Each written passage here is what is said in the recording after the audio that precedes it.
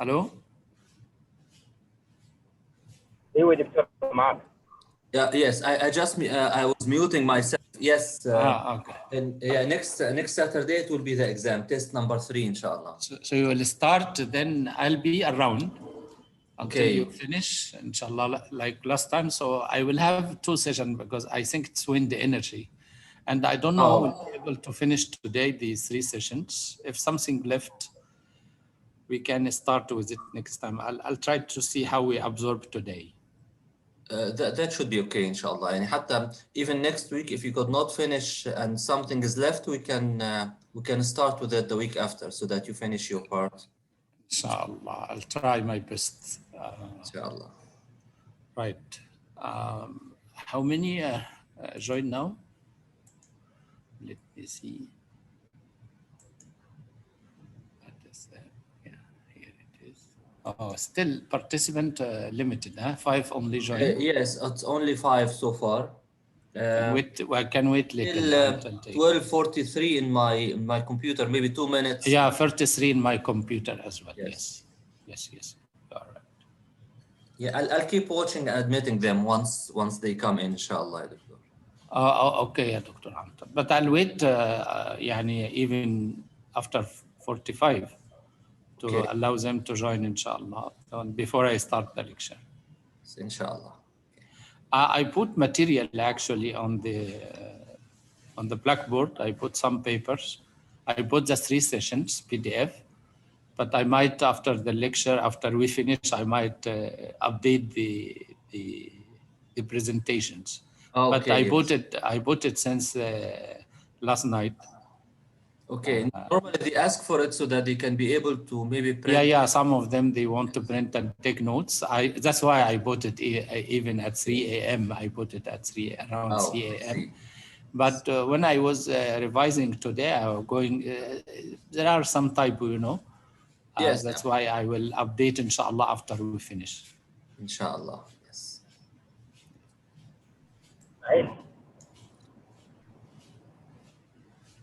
And project we discussed today or when? If you wish, we can discuss it in the last half hour or so. I have the list you sent according to their choices. Yes. I have this Word file you sent me. And I try to make the lecture while the lecture is going because it covers some points. And also the papers I put on the blackboard, I put a folder called Muhammad Publications related to CSB. Yes. I think I put also the inlet air cooling paper. Yes. So there are some papers related to the topic you shared with them. And actually, maybe to add to that, I'll be working on the last 2 project ideas so that I'll put more details as much as possible so that it should enable them to get started also, inshallah. The first one is the district heating and cooling is one of my idea lists. The one it is? Because okay. خلاص. So actually, I just found that from number 1 to number 5, what you have proposed, I included them all, and then I added at the end, so that we have 7. All right, I will, inshallah, try to allow some time for quick, because they need to start working. Yes, exactly, yes. And I think now we have 15. If you wish, you can. So we can start. 16 now. I'll admit the rest whenever they join. Right, okay, I'll start now, inshallah. السلام عليكم. وعليكم السلام. مساء الخير دكتور اسماعيل. مساء النور، اهلا وسهلا. طيبين. So I think 18 now, اهلا وسهلا. So we can start. I'm sharing my screen already, right? You are seeing my screen? Yes. Right, let us start. This is.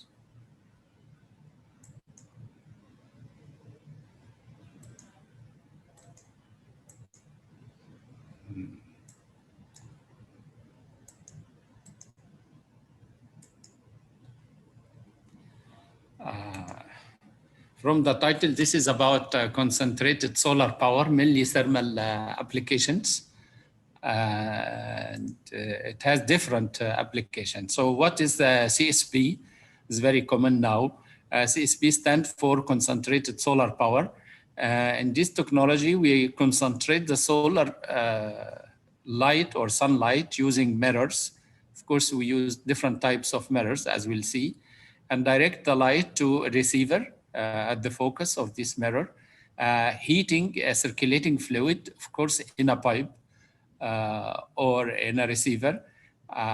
This heating fluid will, with the heating from the solar concentrated energy, will generate water vapor. If the working fluid is water, we call it steam, or the vapor of any other material, because now we are using organic fluid or organic Rankine cycles. So we can use other fluids as well, other than water.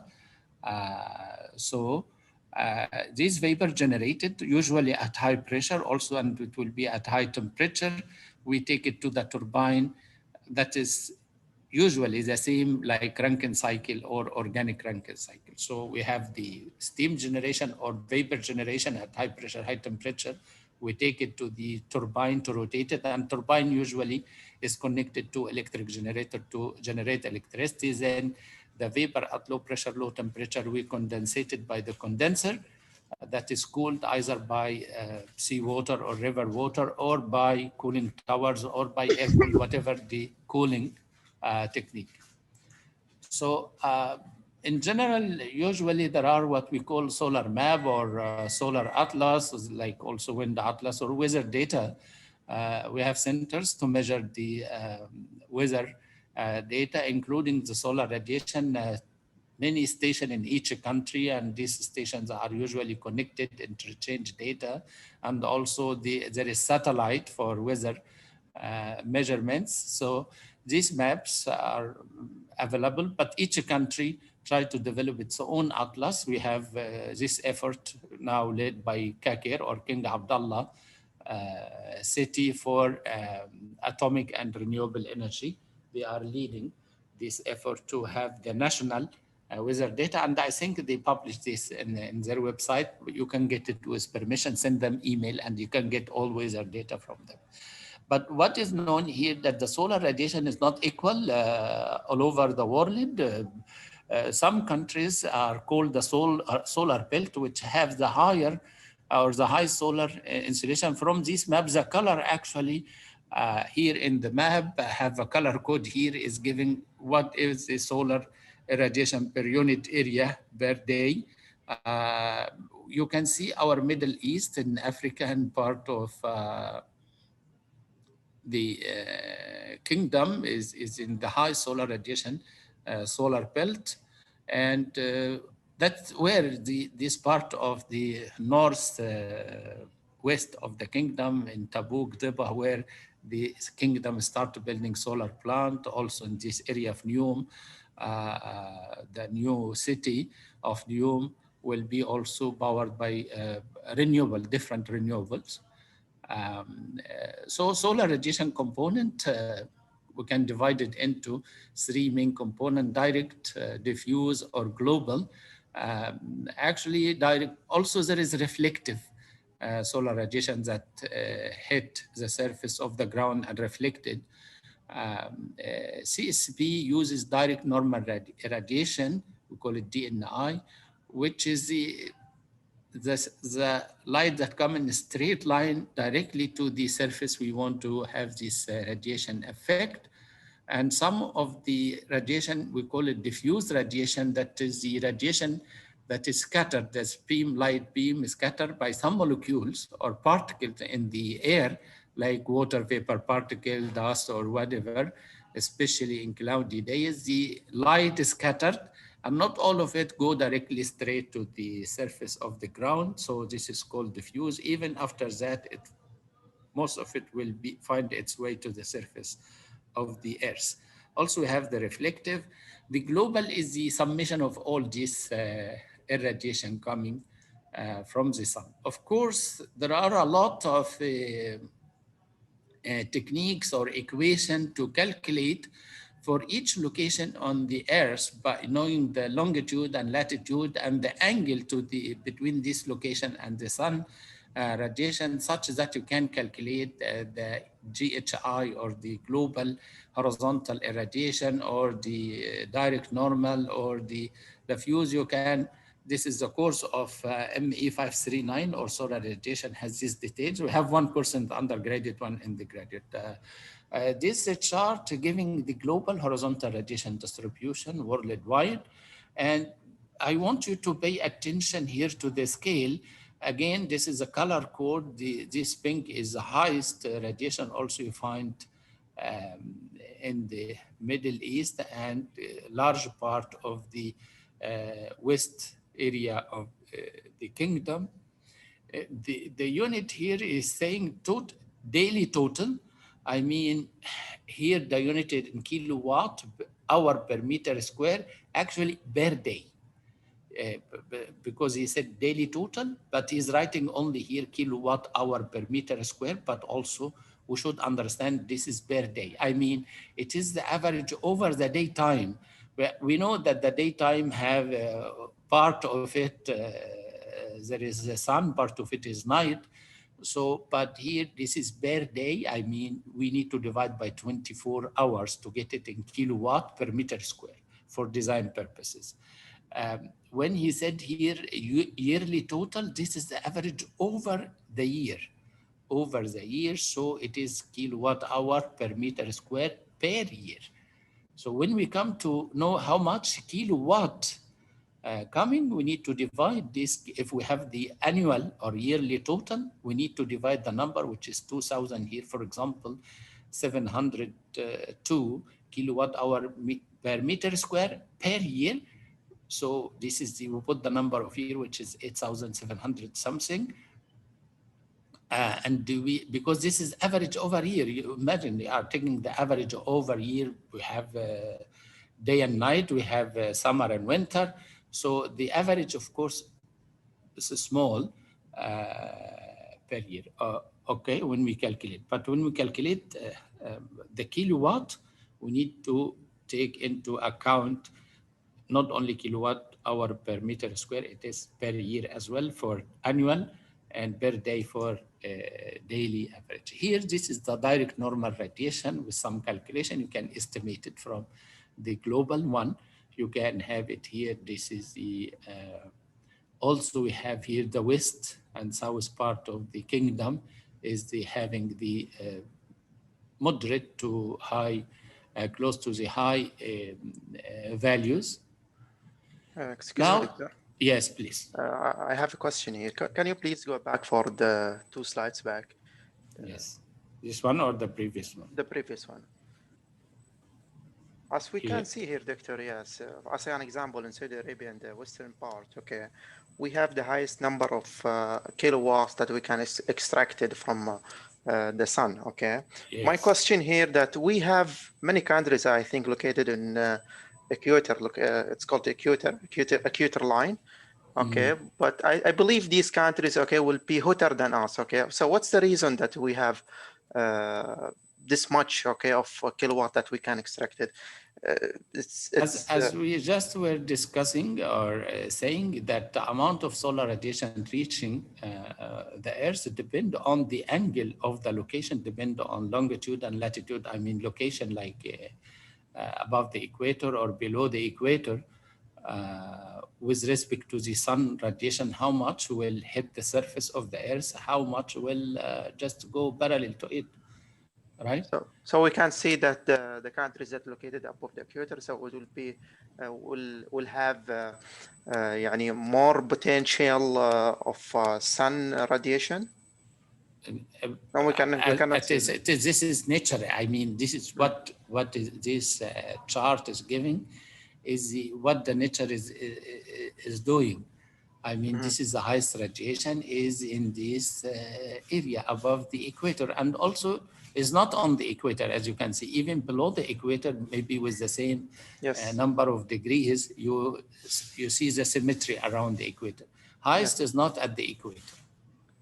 My question, all the reason, okay? Is there any specific reason or as I said, this is geometrical. I mean, the sun radiation coming with the straight light. So maybe it go parallel to the surface of the Earth rather than hitting it. We are talking about the radiation that is perpendicular to the Earth's surface. Okay. But there is an angle between the Earth, you know, the Earth is curved surface, not a straight surface. So due to the curvature, this angle, some light will be going just tangential to the Earth, and some will hit it with an angle, some will hit it perpendicular, and so on. Okay. Right? Victor, may I interrupt? Please.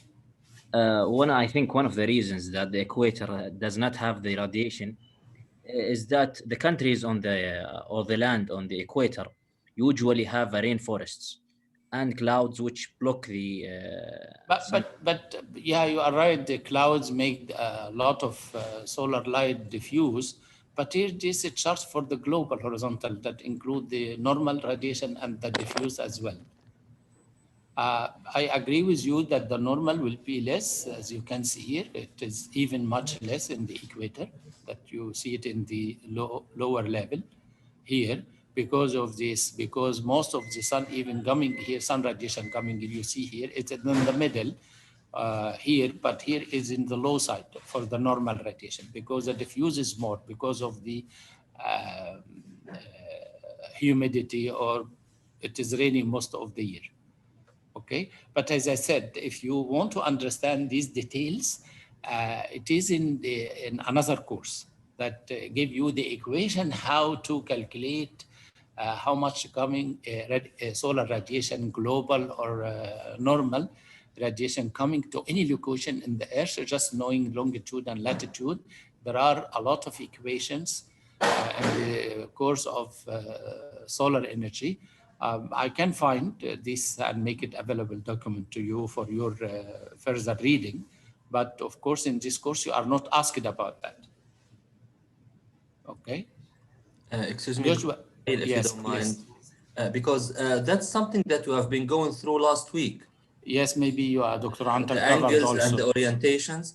So if you're going to refer to the documents that has been shared last week and chapter 9 in the book, it gives a good introduction to this and talking about how much energy is falling at what time of the year, at what latitude, and that something can be found there. So sorry for interrupting. This is good, but since you have already covered, so and the book also have good material for that. So I think, but if he needs further reading, but I mean, in my part, I'm sorry to say you are not asked in this course, but I'm talking about my module, because maybe Dr. Antar will have some something coming in his exam, or he stressed some points that I didn't know because I didn't attend last lecture. But you agree with me that it depends on the geometrical relation between the sun radiation and the location on the Earth, right, yeah, Dr. Hunter?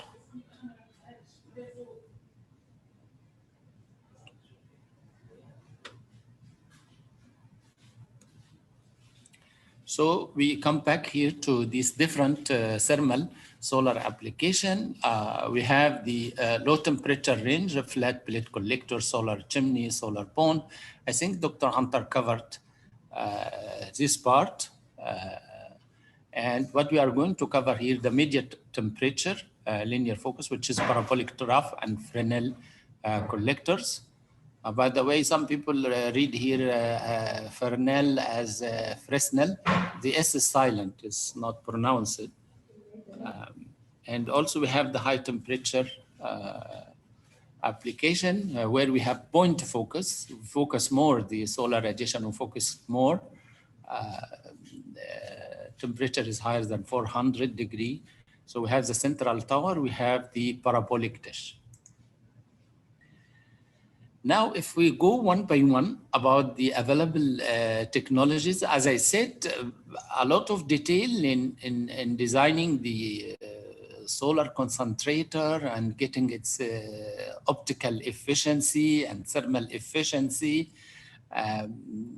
You have a lot of equations that include geometry. I mean, the relation between the sun radiation beams angle hitting the surface of the collector and the reflection, what is reflected, what is reflected away from the receiver, what is reflected on the receiver to get concentration.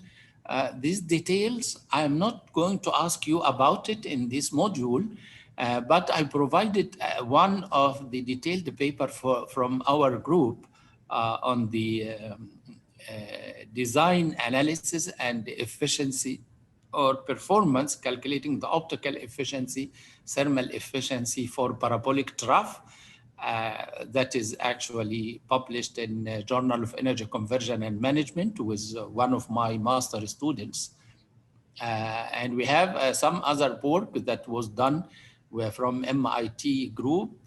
It is published also, but we did not contribute on the solar efficiency of solar towers. And you will find the procedure of calculating this optical and thermal efficiency from different concentrated solar power devices like the parabolic trough or central tower or dish or Fresnel collector. You will find the procedure in your book. Here, I want just to focus on general features, how it works, what is the principle, what is the limitation, advantage, disadvantage, and to know how much power or thermal heat coming from the collector. We need to know what is the efficiency, overall the efficiency of the reflector. It includes two types of efficiency. When the solar light come hitting the surface, part of it will be reflected from the surface away from the receiver, as you can see here. Some of it will be absorbed with small amount in the reflector itself or in the body of the collector. This will be converted to heat and it will go to the construction, and it is lost. Part of it will hit the receiver. According to our design, we need most of this solar radiation to be reflected on the receiver. And how much light coming into receiver out of what is incident, this is, we call this ratio optical efficiency. After that, the receiver now absorbs the energy from the reflected light on it, and then the receiver will be hot. So it will lose, since it has temperature 400 degrees or so and is surrounded by air, so it will lose heat back to the air by conduction, convection, and also by radiation. Then this is thermal losses. So the net heat that will go to the fluid inside the reflector or the receiver, inside the receiver, this is the useful heat that we take from the collector. This useful heat now over the total coming radiation will give us an overall efficiency of the reflector, which include, as I said, part of it due to optical losses, part of it due to thermal losses. And the higher the temperature of the receiver, the higher the thermal losses, right? So let us look at the Dr. Yes. Just to ask, please. It's better to have the much heated the receiver, the better efficiency, or what? For the efficiency of the collector itself, the higher the receiver temperature, the higher the thermal losses. So less efficiency. Less efficiency of the collector, right? Yes. But for the thermal power plant, we know that we need high temperature, and the higher the temperature is the higher the thermal efficiency or conversion into work. In the steam cycle or gas turbine cycle, we need high temperature at the inlet of the turbine. You remember that? Because the turbine is an expansion process. We need to have this happen at high temperature, the expansion. You remember my talk about the compression, we need it at low temperature, expansion, we need it at high temperature because of the work, and the shaft work is integration V to B. VDB. So at high temperature, V is high, so we get high expansion work. But in the compression, we need V to be small. That's why you have in Rankine cycle, we pump, whereas the pressure of the fluid while it is liquid, right? But in the inlet of the turbine, we need highly superheated vapor, right? Yes. So we have two contradicting things. We need the receiver or the solar receiver to give us a very high temperature, to have high thermal efficiency in the conversion cycle, right? Either it is a steam turbine or gas turbine. On the other hand, the higher the temperature of the receiver, the higher the thermal losses from the solar energy coming to the collector. You understand? So of course, there is always optimum value, because also the higher the temperature you want, this means higher concentration, more capital cost, and so on. Okay. Again, if you want to understand the optical losses and thermal losses from a parabolic trough, I have put one paper in the, I put about 16 papers in the folder. One of it is about the techno-economic analysis of parabolic trough in Saudi Arabia. So you can see the detailed analysis of the different elements or losses of the losses from the receiver in parabolic trough. And similarly, you can do it for a central or solar tower.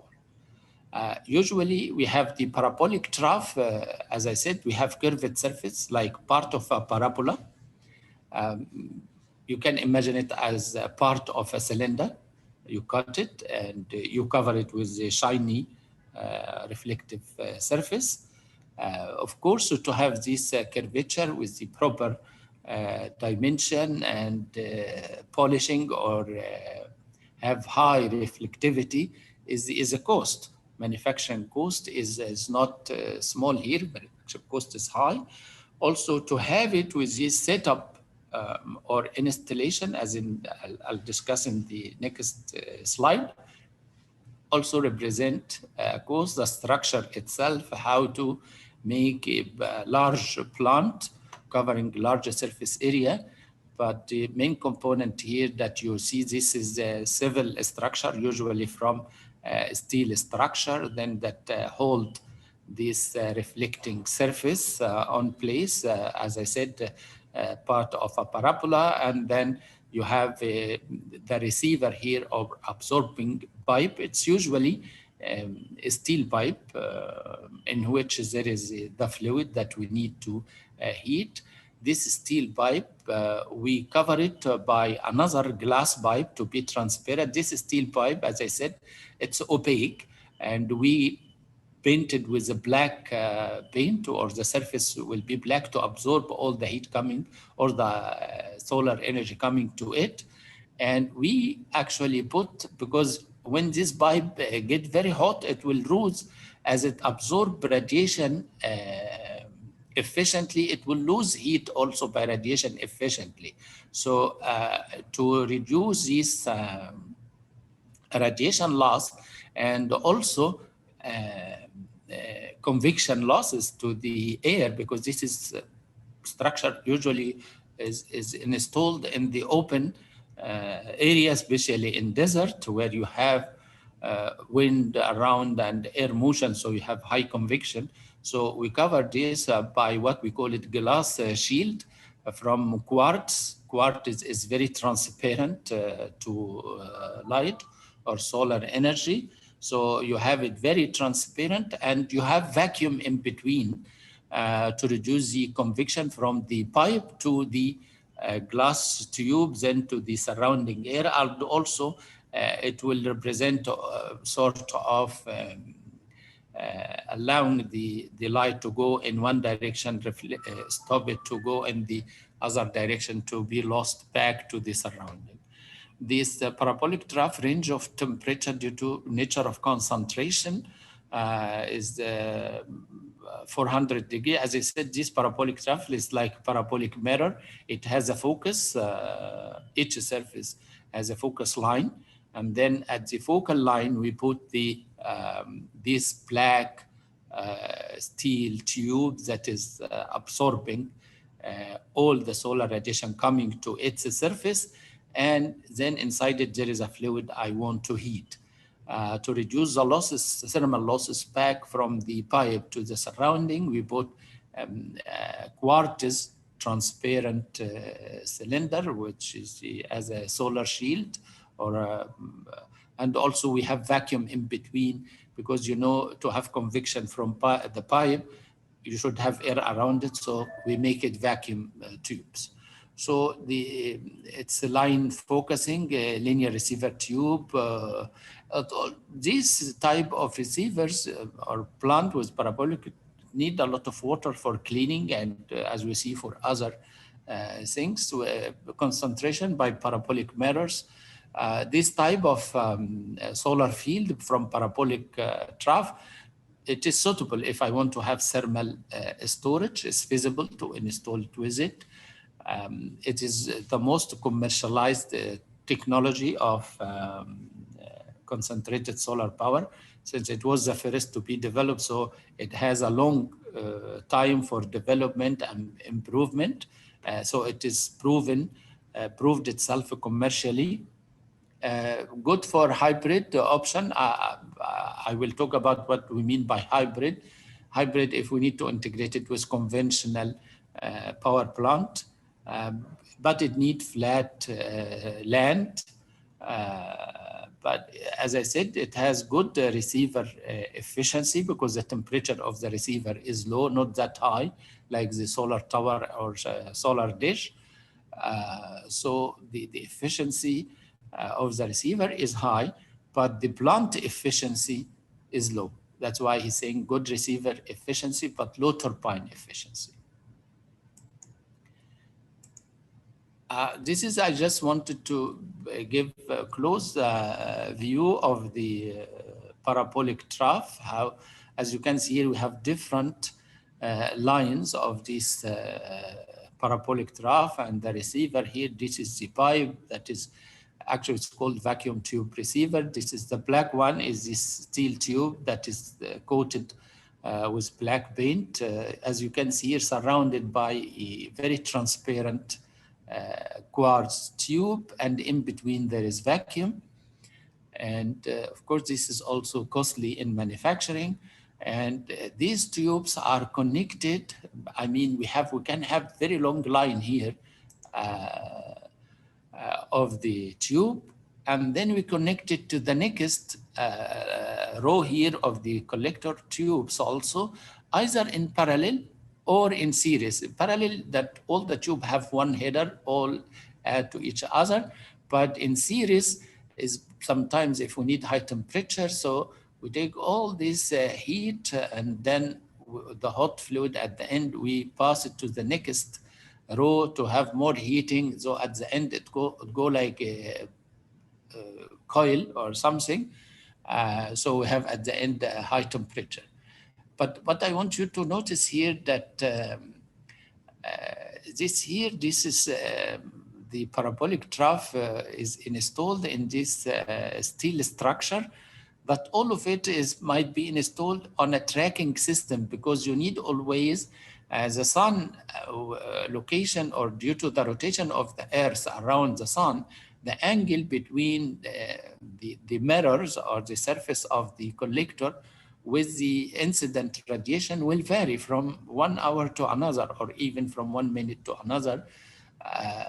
So usually we have controls. We can have a sophisticated control system that we have this parabolic trough is installed on a tracking system that it feels the time of the day and calculate the angle and start changing the angle of the parabolic trough surface to follow the sun radiation, such that always the design angle is always kept during the day from the sunrise to the sunset.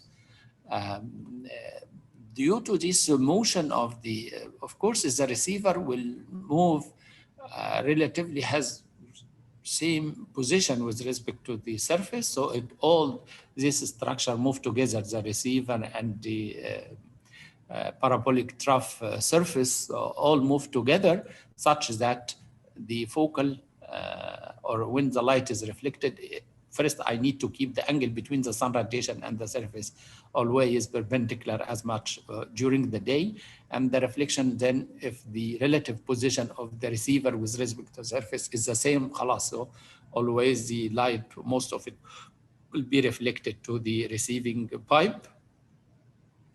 So, and as I said, this pipe is connected to the main header, as you can see here, to go to the other row. So here, we should have flexible joints of the piping, which is also add some difficulty to the manufacturing and installation, because you need to have no leakage, but at the same time you need to have a flexible motion. And another difficulty with this parabolic trough is the wind. The wind forces. So when you have windy time, the wind speed will hit the surface, and it will represent some maybe damaging effect on the steel structure. So you have to design it properly based on stress analysis and other things of the metal structure or the frame where you installed your receiver. And also there will be some shade effect of this end part that will, you can see here, there is a shade from this piping part. So it's called the shade end effects. Also this holding structure that holds the pipe on the focal, then also it will have some optical effect. It will prevent some solar radiation from hitting the pipe. So this is also represent this part of the optical losses. As you can see, this even from this photo is clear here, we have some shading. We call it end effect. This is conceptually speaking, the solar radiation coming, as you know, in straight lines. It will be hitting the parabolic surface, reflecting to the receiver, and the receiver coming, called the fluid here in blue. Arrows go out in hot. As I said, this is a receiver pipe, but we should remember that we have a pipe or a glass pipe surrounding this. As I said, surrounding all the way this pipe. And we have vacuum here in between. There is no air here, no substance in between. So this is to represent resistance for this hot pipe to lose heat back to the surrounding by convection by radiation.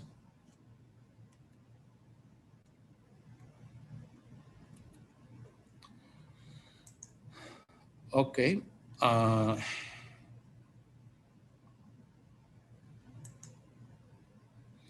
This is the second type, which is the solar tower. Stating here in maybe this old data that temperature range from 600 to 800. Actually, we have some concentration can reach 1,000, around 1,000, that's suitable for gas turbine application. The focus is from a field of mirrors that we call it heliostat. So it has here flat mirrors, but each mirror is installed in a tracking system such as that solar radiation coming from the sun, hitting the surface of this flat mirror, and then reflected to a point, single point. So we have a tower. At the top of the tower, we put a receiver. Of course, there is civil structure here to build this tower, and also some geometrical analysis to distribute the mirror around the tower, such that at this focal point of all mirrors, depend on the location of the mirror with respect to the tower, we put its angle, and also we have the solar radiation coming in a straight line. So we need to have very smart tracking system to keep always whatever solar radiation incident on this mirror at any time of the year reflected of the day reflected to the focal point here. As I told you, we need to track the solar radiation during the day from sunrise to sunset, but also from season to season, because the Earth's location with respect to the sun will vary from 1 month to another, from one season to another, depend on the Earth's location with respect to the sun during the year, because the sun rotates around itself during the day, but also rotate around the Earth rotate around itself during the day and rotate around the sun during the year. So you might have single axis tracking to follow the sun during the day only, and you might have double axis to also change the angle when the sun or the Earth changes its position with respect to the sun during the year. As I said, the solar tower can give us a higher temperature because it is a point concentration or focus. We need flat mirror, so it is simple to manufacture compared to the parabolic trough. As I said, we call it central receiver, water consuming to clean the mirrors, and also heat storage, or actually I hate this word heat storage because heat cannot be stored, but the slide I get it from a reference, of course. It is thermal storage. So please, when you read heat storage, you should understand this is wrong conceptually. Heat cannot be stored. Heat is a form of energy that is intransient, crossing the system boundary or moving from one high temperature to low temperature. It's an energy. It's a form of energy intransient. We cannot store heat, but we can store thermal energy. So in the next slide, I changed this heat. I wrote thermal, but I missed this one. This also, I will correct it. This is thermal storage. Again, it has, because it has high temperature, so usually we use it for large capacity because the installation of the solar heliostat and the tower is very costly. So we cannot do it for just small scale applications. We do it for large scale applications. Also it has high temperature, so the efficiency of the receiver itself is low, but the cycle has higher efficiency, the conversion, energy conversion cycle, the turbine. The turbine cycle has higher efficiency, as I pointed out previously. This is a closed, yes. Dr. Ismail, I have a question, please. Please. Yeah, is there any specific length for the tower? Of course, there is optimum geometric distribution here. As you can see here, the distribution of the mirrors is sort of like a circle. It is not exactly circle. It may be oval path. And also the ratio between where is the number of mirrors or the diameter of the circle of the heliostat to the height of the receiver also is a matter of maybe better performance if you have a taller receiver. But again, these are not a single decision from optical efficiency point of view. It is also the total or overall, because you have the cost, you have the civil consideration, because I said when you have a taller, then you need to look for the how to build it from a strong concrete, or also wind effect, you know. So it's a combination of factors, but of course there is effect, as you can see this again in this first chapter, how to relate the heat or optical efficiency of the solar tower with respect to what is coming incident on these mirrors. I think usually taller, the higher the tower is, the better. But again, we have economic inputs here. Okay. Doctor, if there is no thermal energy storage, can it still operate a plant? Yeah, of course. The thermal storage, what you need is it's for stability, or for if you need sort of a steady operation in your plant, because you know, if you depend only on the solar tower or the collector, then the temperature of the fluid coming out of it will vary from 1 hour to another, right? Because of the solar radiation vary from 1 hour to another. So you will not have a steady operation of the power plant itself. The thermal power plant that we discussed in our previous chapters, the gas turbine cycle or the steam turbine cycle, we assume that the inlet to the turbine always at constant temperature, isn't it? This will not be true if you have this solar application. So for stability of the plant, you need that. But in the design stage, if you are designing a plant based on solar only, without thermal storage, what you make your design based on average values of the solar radiation, right? You have the solar radiation during the day vary from minimum in the sunset to maximum in the noon time or around noon time to minimum, from sunrise to maximum around noon time, so to minimum again at the sunset, right? So you can take average and make your design based on average. That is if you have constant input. But actually, operation-wise, this will not be steady state operation unless you have a thermal storage that whatever heat coming from the sun, you try to store the thermal energy in this fluid coming in a storage tank.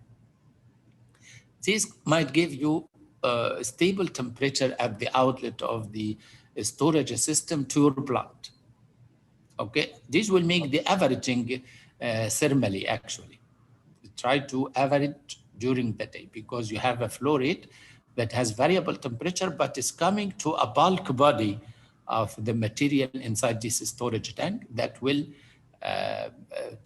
always stabilize the temperature to an average value. Okay? Okay. Doctor? So, yes, this is just a view of, I have a question. I think this is in Spain, please, but more than one solar tower at big land. Doctor? Yes, please.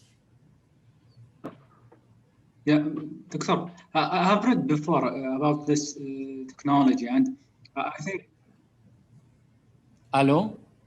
Hello, yes. I'm not hearing you. You read about this technology then? Yes, Doctor.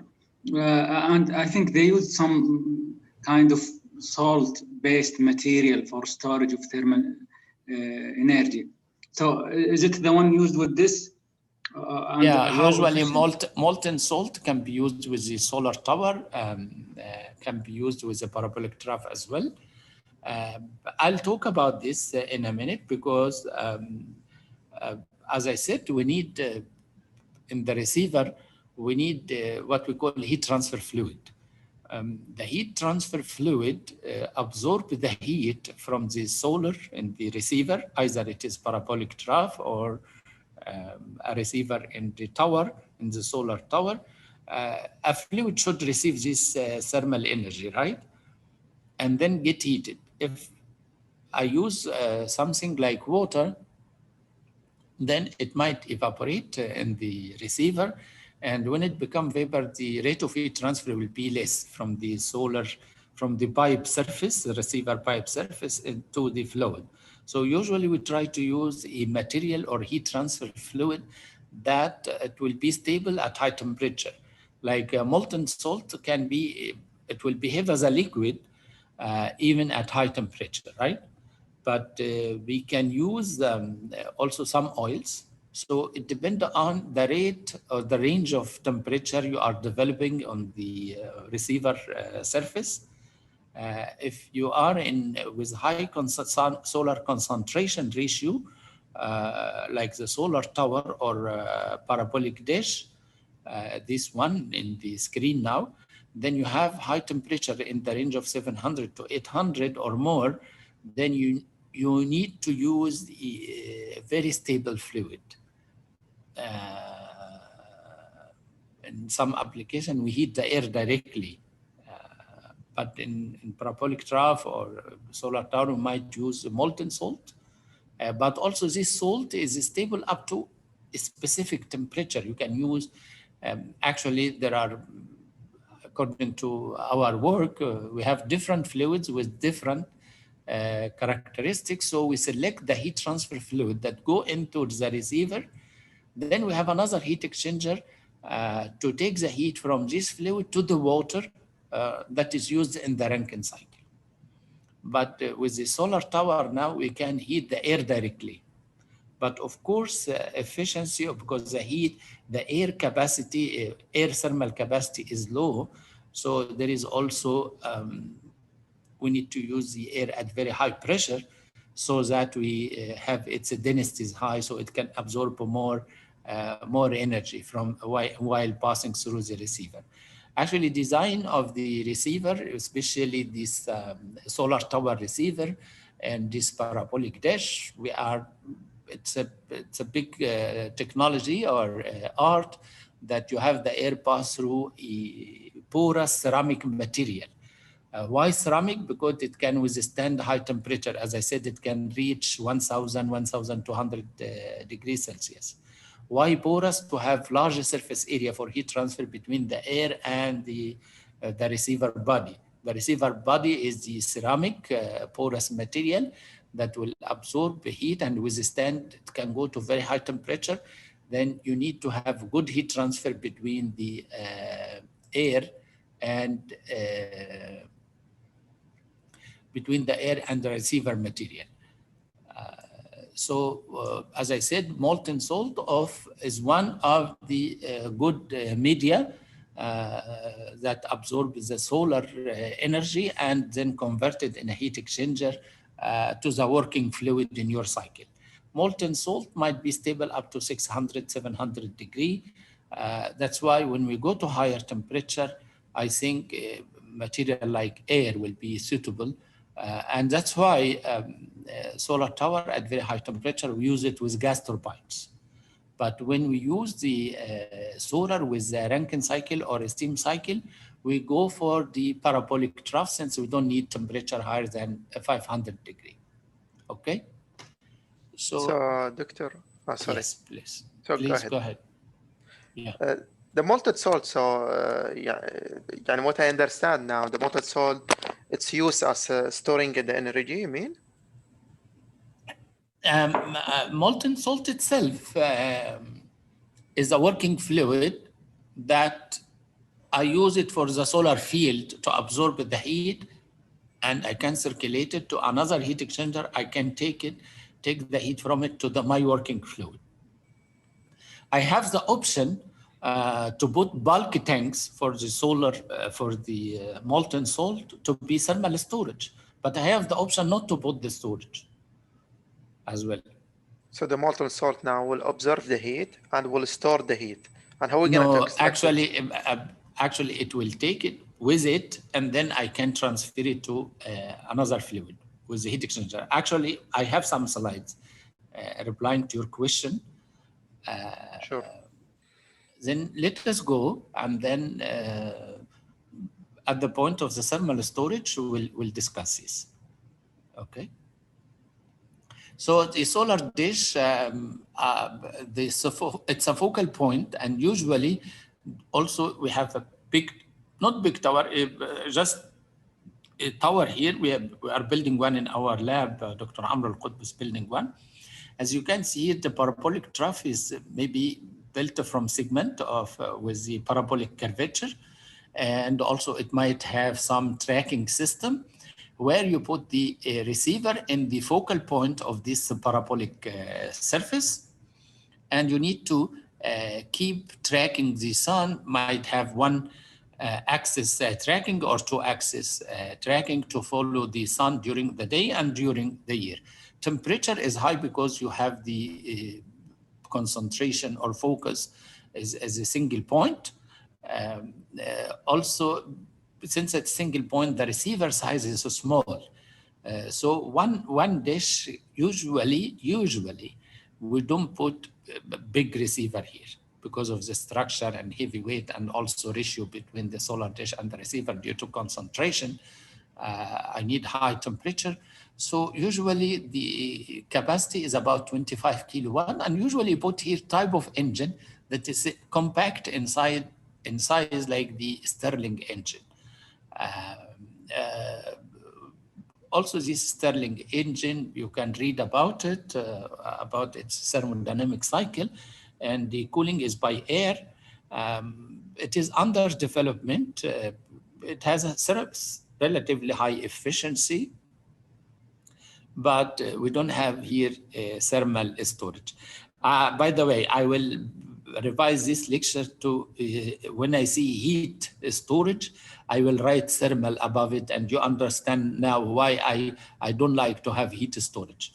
We don't have heat to be stored. Heat is a transient form of energy, crossing system boundary due to temperature difference. But if there is no temperature difference, خلاص, no heat. If I have insulated surface, we don't have heat. Even we have thermal energy inside at high temperature, but we don't have heat, because heat appears when there is heat or energy transfer due to temperature difference. Now we have the coming technology. This is just the shapes of, you see, this surface is very shiny, the curvature, it seems. To manufacture the parabolic trough dish actually is difficult. You can, because its diameter might be 5 to 6 meters, it's a big dish. You make it from segments, as you can see here, or here it is more clear, a small square mirrors. You put it together to take, or circular here as here, but it is difficult to have this very curvature from one plate to have this parabolic dish. This is the Fresnel. The Fresnel is actually similar to the parabolic trough. We were just talking about the reflecting surface. In the parabolic trough, it is curved, and manufacturing a curved surface is difficult compared to flat mirrors.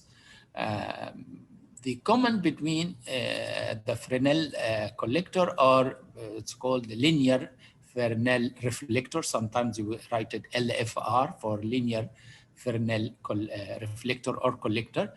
That we have the receiver is the linear tube, and the solar energy or solar light is concentrated, reflected by a set of mirrors to that linear receiver. And the mirrors, actually, we can have each mirror is installed on a tracking surface that we can adjust the angle of the mirror depend on its location under the linear receiver, such that all the mirrors do a similar effect to the parabolic trough and reflect most of the light on the receiver pipe. The beauty of that linear Fresnel, that it is simple to manufacture because it is flat mirrors. We can control it more. I mean, the tracking system is simpler because you change the angle of the mirrors or individual mirrors, and you don't move all the structure. In the parabolic trough, you remember, you move all the structure to track the sun. I mean, the parabolic trough with the receiver, you move all of it. Here, only you move the mirrors. So the tracking system also is simpler and cheaper. So manufacturing is easier, but due to the not perfect or reflection to the focal point, you might have less efficiency. However, now linear Fresnel is really under much development. Even when we started this work with the MIT in 2010 or something, we had some meeting with the Aramco, because Aramco is at that time good surplus of oil income, and they wanted to diverse or mix the energy sources in the kingdom and also save the oil Number one, to protect the environment from burning fossil fuel. Second is to save the oil for exportation or for added value industry on the oil, like converting it into petrochemical that is of more cost. At that time, the oil price was about $140 per barrel. And again, when you have the company like Aramco has surplus, they can invest on more renewable energy because the market is starving for it. And also you need to save the oil for either exportation or added value industry. So when they came to us to discuss what we can do with them, they focus on developing either solar tower technology or Fresnel. They said parabolic trough خلاص is well developed, so we need to develop new technology.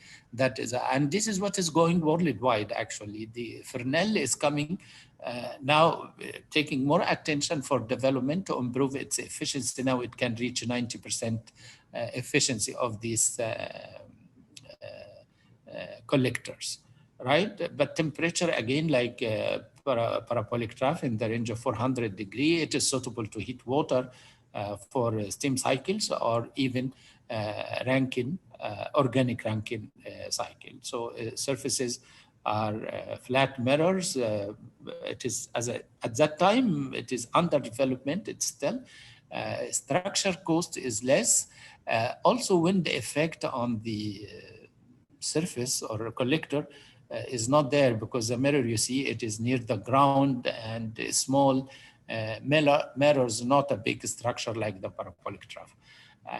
So at that time, maybe in 2009, 2010, there was one unit 5 megawatt, but we'll see the history of that. This is a closer view of the mirrors. That each mirror you see it have access here that I can change its position or angle with respect to the receiver.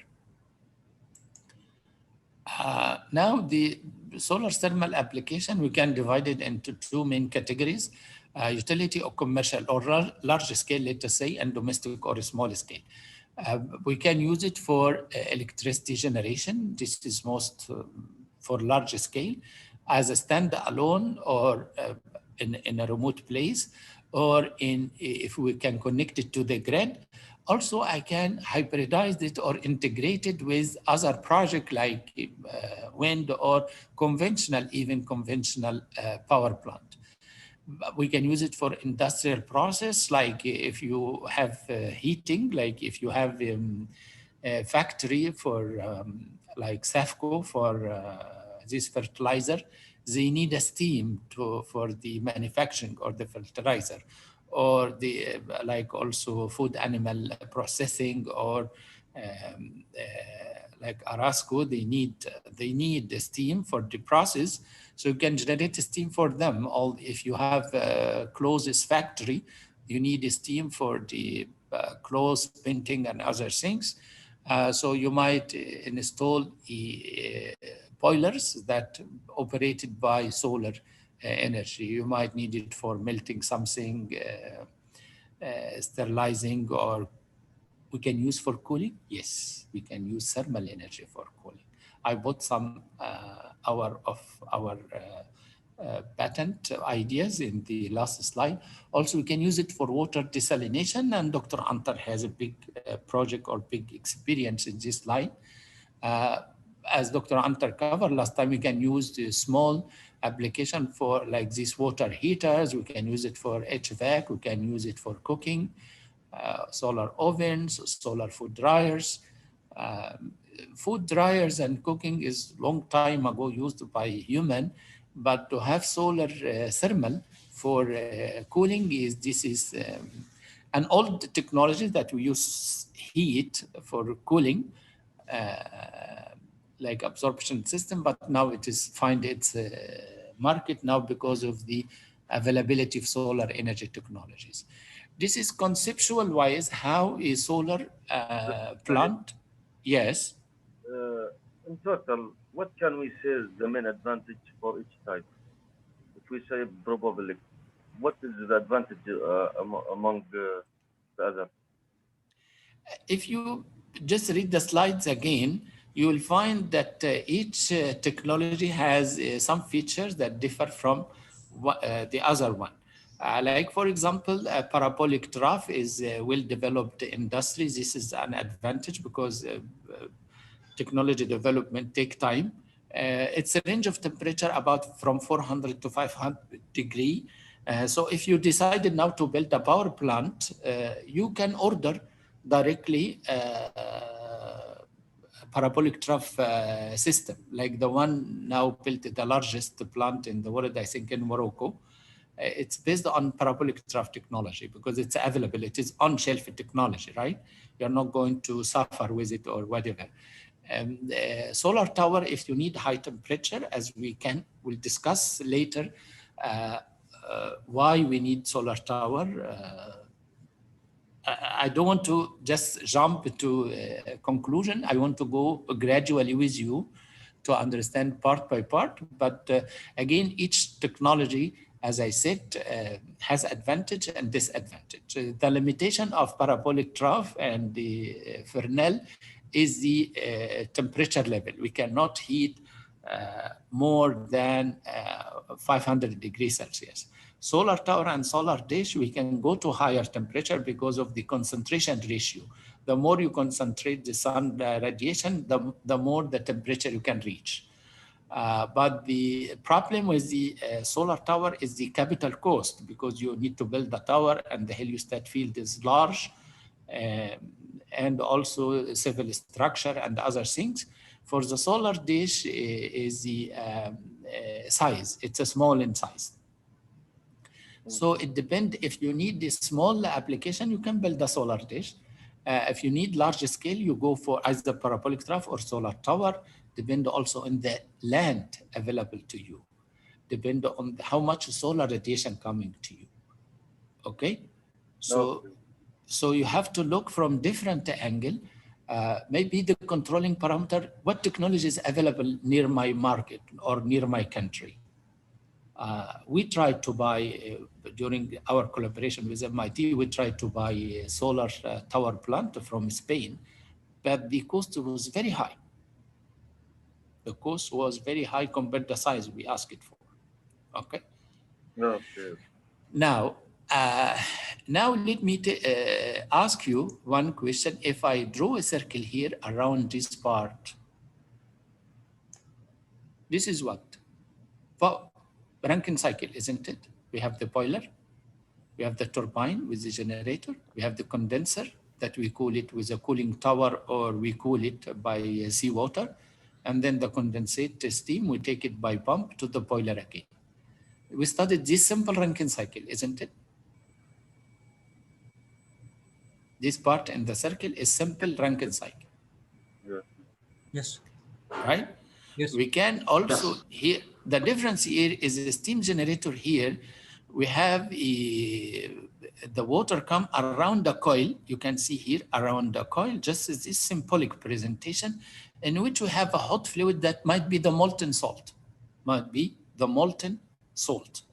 And the molten salt coming from sort of here accumulator or a header that take the, or we have a circulation system of this molten salt between a solar field that here in the solar radiation come to the parabolic trough or Fresnel, here the receiver where we have the molten salt, then it raises its temperature so we can take it directly to our boiler, right? Because this molten salt might reach a temperature 560 or 550 degree, and the water I need to be heated to 400 degree. So there is a heat transfer rate between the molten salt and the water around here, which is coming as liquid and go here as a superheated vapor or superheated steam, right? So as we said, we might have this accumulator here. Why we build the accumulator here? This accumulator here we stabilize because we need a large body or large mass here. So when we have the hot fluid coming, it will be mixed with whatever in this tank, to moderate or to make like average temperature that we go to the this molten salt storage. Here actually we can have three fluids in this type of cycle. First, we have water or any organic fluid in this Rankine cycle. This is the working cycle of the Rankine cycle, working fluid. We have the fluid going into this parabolic trough or the solar field. We can have sensitized oil that can withstand high temperature or molten salt itself. And we have molten salt in this storage tank, one for the hot storage, one for the cold. I mean, because we have cold fluid, I can take it to the tank, and while of course to keep it here to go to the cold fluid, go to the solar parabolic or solar collector, then go back. I can take it directly. Actually, this part I can remove or I can keep. So if I removed, then we do have this, what we call accumulator here to stabilize the temperature, to stabilize. Instead, here we have the hot fluid coming here will have variable temperature depend on the hour of the day. But to keep average value, then you have to take it here. But to stabilize more and to keep some energy or store some energy during the night time, you need to build this thermal storage. One tank for the hot fluid, one tank for the cold fluid. If you have a thermal storage, you have two advantages. You added two advantages to your cycle, solar cycle. First, you can use it after sunset for some hours, depending on the size of the tanks. The second thing, you stabilized more the temperature coming to the boiler to heat your working fluid. So this cycle will not feel the transient variation here of the solar radiation from 1 hour to another. This plant will not feel that effect. It always will have almost constant temperature coming here at the inlet of the boiler, where you have the superheating effect, right? So this power plant might have a steady operation with some fluctuations, of course, but is much less than if you don't have this thermal storage. Clear? Now, this solar field here, I draw here a parabolic trough or Fresnel, but it can be solar tower. It can be solar tower. It's a solar field, let us say. It can be solar field. Let me give you another schematic. This is the same cycle, right? Here the steam turbine, here's the collectors, we have the storage tank, but this accumulator is important, I said, for stabilizing the temperature coming out from the solar field. So you see here the temperature about 390, so you cannot go for the steam temperature higher than this. Actually, I can build here a conventional boiler and connect it here with a valve here and valve here. Of course, also we can put valve here, not simple valves that like I'm doing, but these valves here can allow us to use the solar field without the boiler, the conventional boiler, or we have this at night, I can separate this loop to save the pumping power of my working fluids. And I use a conventional boiler by burning natural gas or oil, whatever, and we have the Rankine cycle. During day, I can close this, separate this, isolate it, and I have the solar, completely solar. This is how I integrate. Actually, in this case, if I have this boiler that work at night, I don't need for the thermal storage, because this thermal storage is very bulky. It needs huge size, and it is adding to the capital cost. And by all means, it will work only for some hours, 6 hours, 5 hours. The more hours you want it to work after sunset, the more cost and more place you need. So if you integrate solar with the conventional power plant, then you don't need actually the thermal storage, but you need this accumulator during the operation to, as I said, average the temperature. And instead of varying temperature here, you add this to a bulk material or like here to stabilize the temperature. I can give other configurations. This different configuration of the same. This is a solar tower, also Rankine cycle. With solar tower, actually, because the temperature is high, you need to have the thermal storage because the cost already high of the solar field. The heliostat, this is different mirror, you have seen it, is really high. The molten salt temperature coming from the solar tower is about 600 degrees, but when it comes to the power plant, so this is the steam generator, then you take the steam to the turbine to rotate the electric generator and give electricity. The steam at low pressure temperature go for cooling tower to condensate and come back. This is the Rankine cycle. This is the thermal storage. As I said, the most proven material and proved itself is the molten salt. We'll have some more details. I will stop now for a break if you want. If you have any question, please ask. Yes. Please come in. Doctor? Yes. No, I just say that we need the break for some time, please.